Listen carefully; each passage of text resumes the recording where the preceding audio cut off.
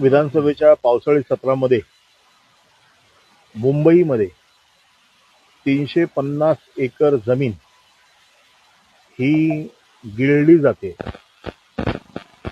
किंबहुना मुंबईतलं कांदळवन हे नष्ट केलं जातंय. याच्या संदर्भातला मुद्दा मी विधान परिषदेत मांडला होता आणि त्यावेळेला विधान परिषदेत मी नकाशा सकट वस्तुस्थिती दाखवली होती की पूर्वी किती मँग्रोव्ज इथे होते, कशा पद्धतीने ते मारले गेले, कशा पद्धतीने नैसर्गिक भिंत मातीची तयार करून कांदळवनाला मँग्रोव्हजला येणारं पाणी अडवलं गेलं आणि कांदळवनाची हत्या झाली. हे सगळे सविस्तर मुद्दे मांडल्यानंतर पर्यावरण मंत्री पंकजाताई मुंडेंनी मला विधान परिषदेत असं उत्तर दिलं की मी स्वतः येऊन जागेची पाहणी करते आणि त्याच्यानंतर कारवाई करते.